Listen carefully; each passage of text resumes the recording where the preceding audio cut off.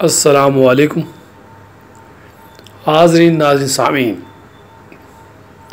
آج کی اس قرآنی نشست میں میں جناب قرآنی اسکالر انجینئر محمد فیض شاد صاحب سے اس سوال کرتا ہوں اور وہ اس کا قرآن کی روشنی میں تفصیل سے جواب دیں گے کہ سیلاب اور سیلاب جیسی آفاقی مصیبتیں کیوں آتی ہیں۔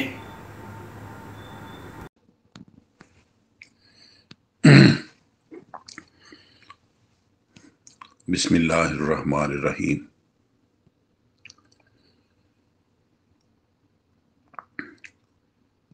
آج سپٹمبر کی 5 تاریخ ہے، دن ہے سوموار کا اور سن ہے 2022۔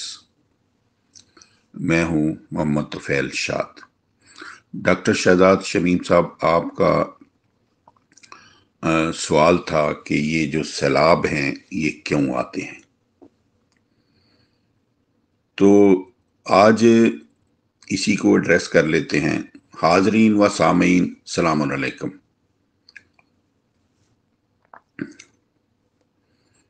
سوال یہ ہے کہ یہ تباہ کاریاں کیوں ہوتی ہیں، نیچرل جو ڈیزاسٹر ہیں یہ کیوں آتے ہیں، یہ سیلاب کیوں آتے ہیں۔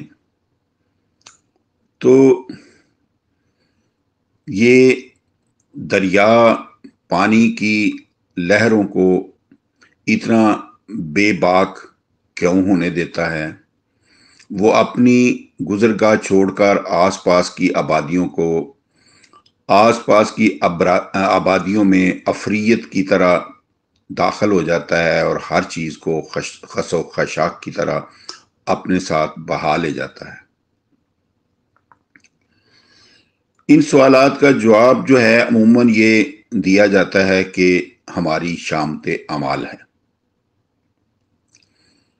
کتنے آدمی نمازیں پڑھتے ہیں، کتنے روزے رکھتے ہیں، اللہ تو کسی کو یاد ہی نہیں۔ بددیانتی، چور بازاری، بے حیائی تو عام ہے، تو پھر یہ سیلاب کیوں نہ آئے۔ لیکن پھر یہ سوال ابھر کے سامنے آتا ہے کہ جن علاقوں میں سیلاب نہیں آتے تو کیا وہاں کے لوگوں کے اعمال ان اعمال سے مختلف ہوتے ہیں؟ اس میں کوئی شک نہیں کہ یہ سیلاب ہوتے ہی ہمارے اعمال کا نتیجہ ہیں، لیکن اعمال سے مراد وہ اعمال نہیں جن تک مذہبی لوگوں کی سطح بین نگاہیں پہنچتی ہیں۔ مذہبی دنیا میں اس قسم کے جوابات ہوتے ہیں۔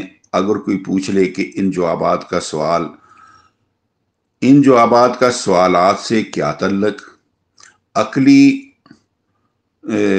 توجیہ کریں تو مذہبی دنیا سے جواب ملے گا کہ مذہب میں عقل کو کوئی دخل نہیں، عقل کام ابلیس کا ہے۔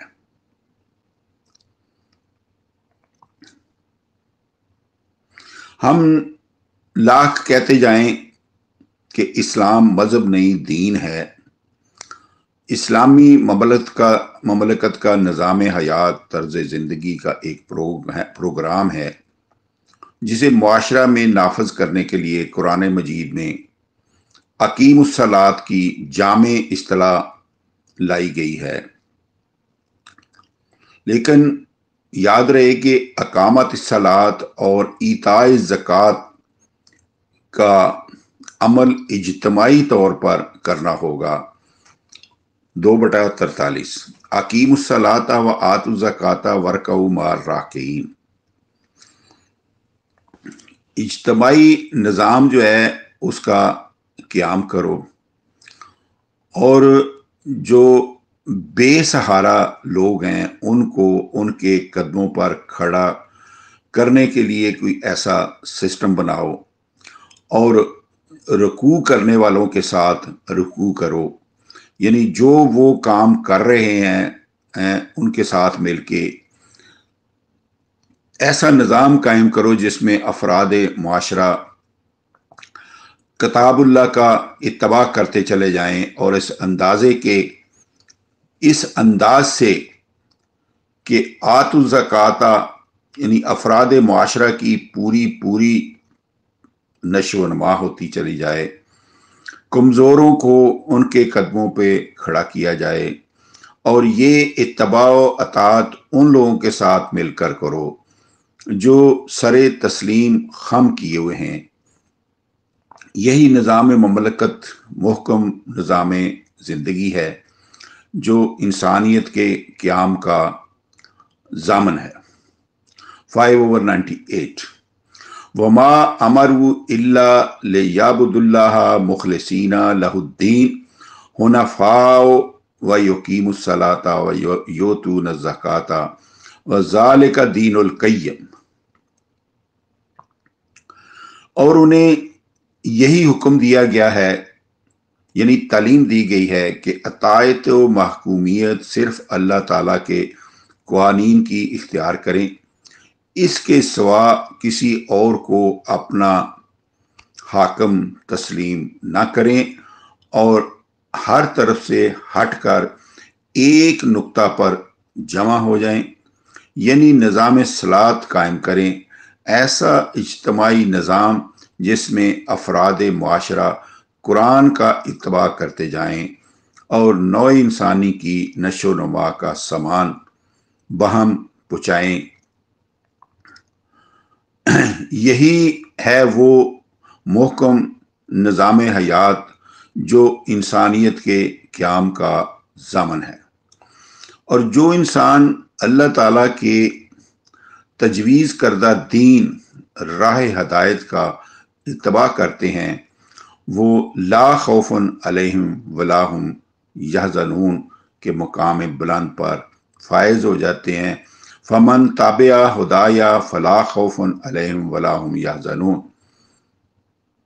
2/38۔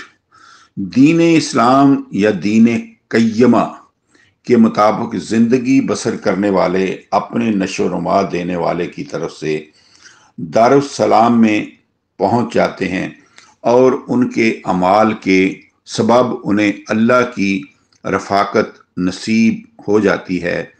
لہم دار السلام عند ربہم وہو ولیہم بما کانوا یعملون 6/127۔ یہ وہ لوگ ہیں جو اپنے اعمال کی وجہ سے اپنے نشو و نما دینے والے کے ہاں دارالسلام میں پہنچ جاتے ہیں، اور اللہ ان کا رفیق و کارساز بن جاتا ہے۔ اس اسلامی معاشرہ یعنی دارالسلام میں ہر طرف سے سلامہ سلامہ کی صدائیں آتی ہیں، اور کائناتی قوتیں جو ہیں یعنی ملائکہ ان کا استقبال یوں کرتی ہیں، سلام علیکم ادخلوا الجنۃ بما کنتم تعملون 16/32۔ تم پر سلامتی ہو، تم اپنے اعمال کے بدلے جنت میں رہو سہو۔ اس طرح قرآن کریم میں متعدد مقامات پر بتایا گیا ہے کہ افراد معاشرہ کے حسن عمل کے سبب معاشرہ امن و سلامتی کا گہوارہ بن جاتا ہے۔ افراد معاشرہ کو نہ کسی قسم کا خوف کا سامنا کرنا پڑتا ہے اور نہ کسی کے غم کا۔ تو پھر سیلاب کی تباہ کاریوں اور بربادیوں کا خوف کس طرح دامن گیر ہو سکتا ہے؟ ظاہر ہے کہ قرآن مجید کی روشنی میں کتاب کائنات میں غور و تدبر کرنے سے واضح ہو جاتا ہے کہ سیلاب کی تباہ کاریاں بھی انسان کے اپنے ہاتھوں لائی ہوئی ہوتی ہیں۔ ایسے نیچرل ڈیزاسٹر یا ایسے حوادث کائنات میں ظہور پذیر ہوتے رہتے ہیں، ان سے بچنے کے لیے کتاب کائنات میں غور و تدبر کی ضرورت ہے۔ قرآن کریم نے کتاب کائنات میں غور و تدبر کی دعوت دی ہے 3/190۔ اللہ تعالیٰ نے انسان کو عقل و فکر سے نوازا ہے، اور اس کی رہنمائی کے لیے انبیاء کرام کا سلسلہ جاری رہا تاکہ آخری نبی محمد رسول اللہ سلام علیہ کی بعث فرما کر اپنے پیغام کو قرآن مجید کی دفتین میں محفوظ فرما دیا۔ قرآن مجید کو کتاب اللہ بھی کہا جاتا ہے، اور اسی طرح کتاب کائنات بھی اللہ رب العالمین کی کھلی ہوئی کتاب ہے۔ کتاب اللہ یعنی قرآن حکیم اور کتاب کائنات سے ہم آہنگ معاشرہ حال اور مستقبل کی خوشگوار زندگی کو اپنے دامن میں لے لیتا ہے، اور اس دنیا میں ایسا معاشرہ دارالسلام بن جاتا ہے۔ کتاب کائنات کے جس جس قانون سے کوئی معاشرہ ہم آہنگ ہوتا جائے گا، اس ہم آہنگی کا ثمرہ حاصل کرتا چلا جائے گا، خواہ وہ کتاب اللہ یعنی قرآن کریم کے مطابق اپنے معاشرے کی تشکیل کا دعویٰ دار ہو یا نہ ہو۔ یہ ثمرہ صرف دنیاوی زندگی یعنی حال کی زندگی تک محدود ہوگا، اخروی زندگی میں اس کا کوئی حصہ نہیں ہوگا۔ فَمِنَ النَّاسِ مَن يَقُولُ رَبَّنَا آتِنَا فِي الدُّنْيَا وَمَا لَهُ فِي الْآخِرَةِ مِنْ خَلَاقٍ 2/200۔ ایسے لوگ جو اپنے نشو و نما دینے والے کے طبی قانون سے اسی دنیا میں مفادات لینے کے طلب کرتے ہیں، ان کو وہ کچھ مل جاتا ہے جس کے حصول کے لیے وہ طبی قوانین سے ہم آہنگ ہوتے ہیں، لیکن اخروی زندگی میں ان کا کوئی حصہ نہیں ہوتا۔ مثال کے طور پر اہل جاپان قانون غور و فکر فی کتاب کائنات میں یقین رکھتے ہیں، اپنی محنت کو غور و فکر فی کتاب کائنات کے ماحصل سے آہنگ کرتے چلے جا رہے ہیں، دنیاوی مفادات سے متمتع ہو رہے ہیں، حالانکہ وہ بادشاہ کو ذل اللہ سمجھتے ہوئے اس کی پرستش بھی کرتے ہیں۔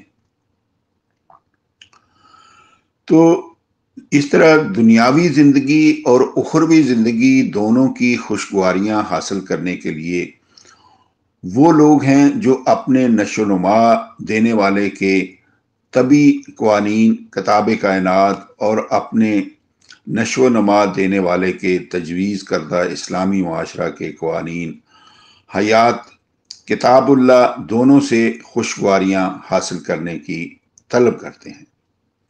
یعنی کتاب کائنات اور کتاب اللہ سے ہم آہنگ ہو جاتے ہیں، اس لیے کہ وہ ہر قسم کی تباہی سے محفوظ رہنا چاہتے ہیں۔ وَمِنْهُمْ مَن يَقُولُ رَبَّنَا آتِنَا فِي الدُّنْيَا حَسَنَةً وَفِي الْآخِرَةِ حَسَنَةً وَقِنَا عَذَابَ النَّارِ 2/201۔ اور ان میں سے ایسے ہیں جو کہتے ہیں کہ اے ہمارے نشو و نما دینے والے، ہم تیرے قوانین احکام کتاب کائنات اور القرآن کریم کی روشنی میں افراد معاشرہ کے لیے تیرا تجویز کردہ نظام ربوبیت قائم کریں گے، تاکہ ہماری حال کی زندگی یعنی دنیاوی زندگی اور مستقبل کی زندگی اخروی زندگی دونوں میں خوشگواریاں حاصل ہو جائیں۔ اس سلسلے میں ہمیں یقین ہے تیری نصرت و تائید ہمارے ساتھ شامل حال رہے گی، اور تیرے احکام قوانین کی پیروی کرنے سے ہر قسم کی تباہی سے ہم بچ جائیں گے۔ اب کتاب کائنات پر غور فرمائیں اور سوچیں کہ یہ علم ہو جانے کے بعد کہ سیلاب کس طرح عالم وجود میں آتے ہیں اور کیسی کیسی تباہیاں مچاتے ہیں، اور اس کے سد باغ سے اغماز برتا جائے تو کسی صورت بھی سیلاب کی تباہیوں سے نہیں بچ سکیں گے۔ غور کرنے سے معلوم ہوگا کہ سیلاب سے متاثرہ ہونے کی دو صورتیں ہیں، یا اس سے زیادہ بھی ہو سکتی ہیں۔ نمبر 1، دریاؤں کی گہرائی۔ جہاں تک دریاؤں کی گہرائی کا تعلق ہے، اگر ہم اپنے پاکستان کے سارے دریاؤں کی گہرائی کو دیکھیں تو کئی پتہ نہیں 1000 سال یا 100 برس ہو گئے ہیں، ان میں مٹی جو ہے آنے والی اس میں جمتی جاتی ہے، اس کی سطح جو ہے اونچی ہوتی جاتی ہے، تو جس کی طرف ہماری کوئی توجہ نہیں ہے۔ دریاؤں کی گہرائی کے متعلق میں اپنی ایک وزٹ کا حوالہ ضرور دینا چاہوں گا کہ میں جب جرمنی اعلیٰ تعلیم کے لیے گیا تو جرمنی میں ان کے رائن اور نیکر 2 بڑے دریا ہیں، ان کی گہرائی اتنی زیادہ ہے کہ اس کے اندر بحری جہاز چلتے ہیں۔ ہاں جی، تو میں اس کی طرف بھی توجہ دلانا چاہتا ہوں کہ ان کے جتنے پل ہیں ان کے نیچے پلر کوئی نہیں ہے۔ ہاں جی، تو سمندر سے ڈائریکٹ وہ بحری جہاز جو ہیں اندر تک، لوڈوگس ہافن تک، ہیمبرگ تک، ان کے بحری جہاز جو ہے نا سمندر سے ڈائریکٹ وہاں پہنچ جاتے ہیں۔ ہمارے پاکستان میں بھی ایسا ہو سکتا ہے کہ ہمارے سارے دریا اتنے اگر گہرے کر دیے جائیں جی، تو اور ان کے پلوں کے ڈیزائن بدل دیے جائیں، اور اگر نہیں تو ہم اپنے انجینئر وہاں بھیج سکتے ہیں کہ وہ ان ڈیزائنوں کو جا کے دیکھیں، اور آئندہ جتنے بھی پل بنائے جائیں اسی طرح کے پل بنائے جائیں تاکہ اس کے اندر سے بحری جہاز جو ہے نا وہ گزر سکیں۔ تو کراچی سے جتنے بھی بحری جہاز ہیں وہ لاہور تک آ سکیں، بلکہ گجرات تک جا سکیں، تو اس طرح ہمارے جو کمیونیکیشن ہے، رسل و رسائل جو ہے اس کو بہت ترقی ہو سکتی ہے۔ تو اس پر غور کیا جانا چاہیے کہ جتنے دریا ہیں ان کو گہرا کرنا چاہیے، اور ان کے اوپر جو پل ہیں وہ اس طرح کے بنائے جائیں تاکہ ان کا سارا وزن جو ہے وہ پلر پر نہیں بلکہ اینڈ پر جا کے وہ سارا آئے۔ تو اس طرح کے میکینیکل ڈیزائن جو ہے وہ ڈیزائن کیے جا سکتے ہیں، اور جہاں تک میں نے توجہ دلائی ہے کہ گہروں کو اتنا دریاؤں کو اتنا گہرا کرنا چاہیے۔ مزید میں نے وہاں یہ دیکھا کہ چونکہ ان کے پاس پانی کی کمی ہے، ہم کہتے ہیں کہ ڈیم بھی بننے چاہیے، لیکن انہوں نے پھٹے بنائے ہوئے ہیں کہ ایک دفعہ ہم نے مانہائم سے لے کے براؤ باغ تک بحری جہاز کا سفر کیا، تو راستے میں پتہ نہیں 3-4 دفعہ یا اس سے زیادہ دفعہ انہوں نے پھٹے رکھے ہوئے تھے کہ جب وہ پھٹے اٹھاتے ہیں تو جہاز جو ہے، بحری جہاز جو ہے وہ آگے چلا جاتا ہے، وہ پھٹا بند کر دیتے ہیں، اور آگے والا پھٹا جو ہوتا ہے نا وہ اس کو اٹھا لیتے ہیں، اور یوں لیول جو ہے پوری دریا کا وہ ایک جیسا رہتا ہے۔ تو یعنی اگر میری بات کی ایک سمجھ نہیں تو ہمارے انجینئرز جو ہیں وہاں جا کے رائن اور نیکر کی جو ہے یہ سلسلہ وہ خود جا کے دیکھ سکتے ہیں، اور ہمیں ڈیم بھی بنانے چاہیے اور جا بجا اس طرح کے پھٹے رکھنے چاہیے تاکہ ہمارا دریاؤں کا پانی جو ہے وہ سمندر میں نہ جائے، بلکہ وہ ہم اس کو بحری جہازوں کے لیے اور آب پاشی کے لیے دیر تک اس کو استعمال کر سکیں۔ اچھا، دوسرا پوائنٹ، دریاؤں کے آس پاس نشیبی مقامات پر آبادی۔ یہ 2 وجوہات ہیں۔ پہلی صورت میں غور فرمائیں کہ ہزاروں سالوں سے دریا بہہ رہے ہیں، اور ہزاروں بار سیلاب آ چکے ہیں، ریت اور مٹی کی تہ کے اوپر تہ بچھتی چلی جا رہی ہے۔ اس وجہ سے دریاؤں کی گہرائی قابل حد تک کم ہو چکی ہے۔ انہی گزرگاہوں دریاؤں پر لاکھوں کیوسک پانی کا ریلا سیلاب کی صورت میں نمودار ہوتا ہے، تو وہ دریاؤں کے کناروں سے باہر چھلک آتا ہے اور آس پاس کی آبادیوں کو خس و خاشاک کی طرح بہا کر لے جاتا ہے۔ مکانات منہدم ہو جاتے ہیں، متعدد انسانی جانیں تلف ہو جاتی ہیں اور کروڑوں روپے کا نقصان جو ہے ہو جاتا ہے۔ بہت سے لوگ بے گھر ہو جاتے ہیں جن کے پھر سے آباد ہونے کا مسئلہ بن جاتا ہے۔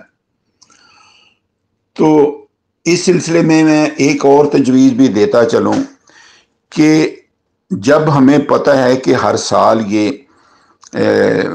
سیلاب آتے ہیں تو ہمیں پلاسٹک کی ایسی بیڑیاں بنانی چاہیے جس میں ہوا بھری جا سکے، اور ہر گھر کے اندر 3-3 4-4 بیڑیاں ہوں کہ جو ہی کوئی ایسا مسئلہ پیش آتا ہے تو ان پلاسٹک کی بیڑیوں میں ہوا بھر کے تو اس کے اوپر جو ہے اگر ضرورت پڑے تو وہ تیر سکتے ہیں، بجائے اس کے کہ وہ جانیں اپنی ضائع کریں یا اپنے آپ کو ہلاک کر لیں، تو وہ ان بیڑیوں کے اوپر بیٹھ کے اپنی جانوں کو بچا سکتے ہیں۔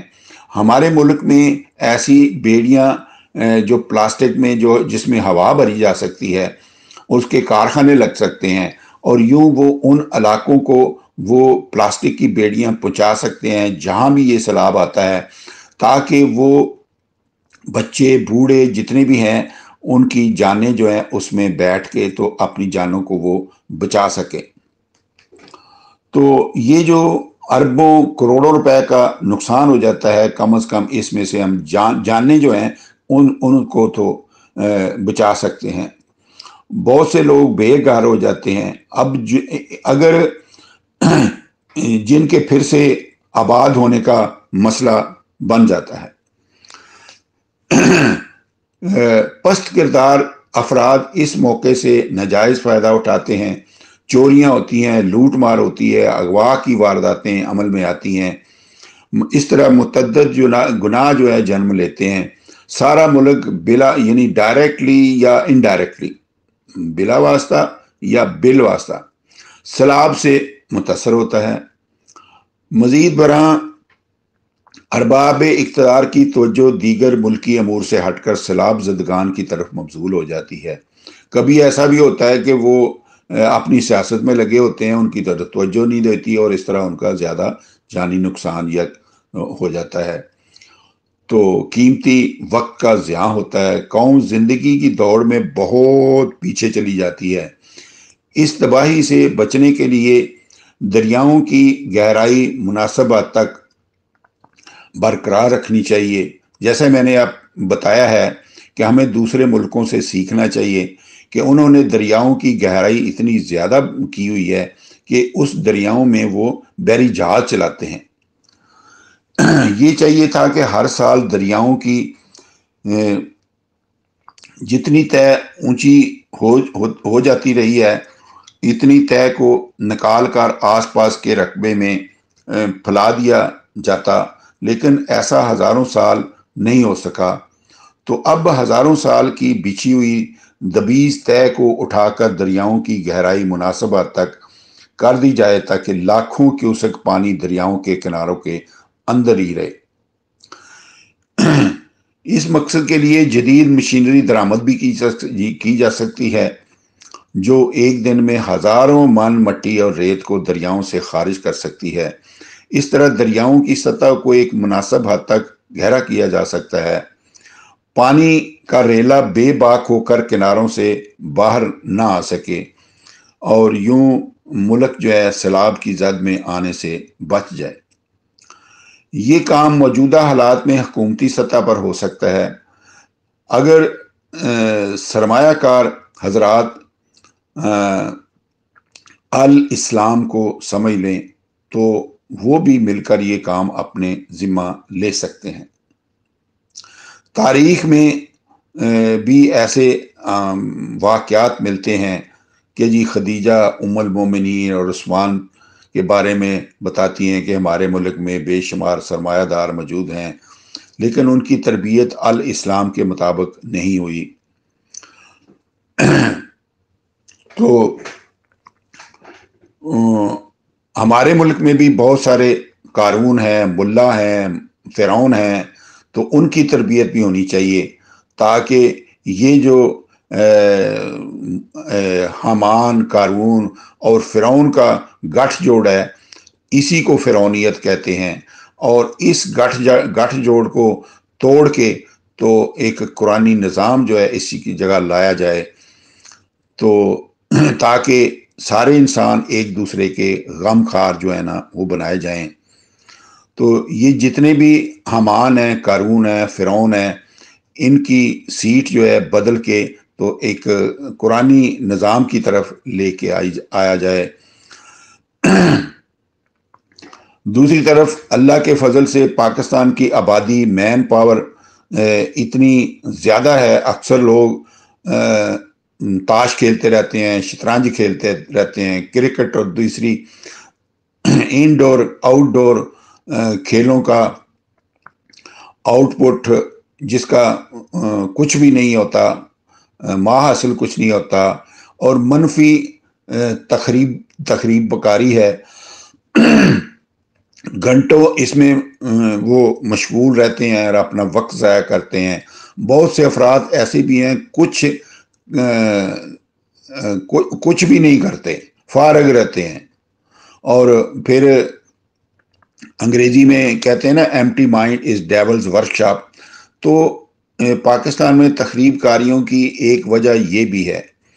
اگر پاکستان میں اوسطاً 1 گھنٹہ فی کس دن تعمیر کاموں سے پہلو تئی میں گزرتا ہے، تو آپ بتائیں کہ 22-23 کروڑ کی آبادی کے جتنے گھنٹے آپ ملٹی پلائی کریں، یہ ہر روز جو ہے نا وہ ضائع ہو جاتے ہیں۔ ہماری قوم جو ہے فضول کھیلوں میں اتنی ملوث ہو چکی ہے کہ اس کا مرض لاحق ہو چکا ہے، اور یہ مرض لا علاج ہو چکا ہے۔ سال میں کئی بار اس مرض کا یعنی کرکٹیریا کا پوری قوم پر شدید حملہ ہوتا ہے، پھر اس کے ذہن میں سکور کا بھوت سوار ہوتا ہے۔ کھانا کھا رہے ہیں تو سکور کی بات ہو رہی ہے، مسجد جا رہے ہیں تو سکور کی بات ہو رہی ہے، کوئی بھی تذکرہ ہو رہا ہے، دفتر میں منصبی فرائض سے ہٹ کر سکور سے متعلق چہمگائیاں ہو رہی ہوتی ہیں۔ طلبہ نے اپنے ڈیسکوں میں سیل فون جو ہے وہ چھپا رکھے ہوتے ہیں اور اپنے فرائض منصبی سے ہٹ کر کمنٹری جو ہے وہ سن رہے ہوتے ہیں، تو ایک دوسرے کے ساتھ سکور کی ڈسکشن ہو رہی ہوتی ہے۔ تو حتیٰ کہ ایک گداگر جو فقیر ہے وہ پیسہ مانگنے کے ساتھ ساتھ یہ بھی پوچھ لیتا ہے کہ بھائی سکور کیا ہوا ہے۔ ہاں جی، کھیلوں کے دوران ہوتا کیا ہے، آوازیں کسے جاتے ہیں، تالیاں پیٹی جاتی ہیں۔ تو اس طرح سیٹیوں کا شور شرابہ غوغا ہوتا ہے، ہو ہا کا شور شرابہ ہوتا ہے، اپنے فرائض منصبی کو چھوڑ کر بے معنی لغو آوازوں سے لطف اندوز ہویا جا رہا ہوتا ہے۔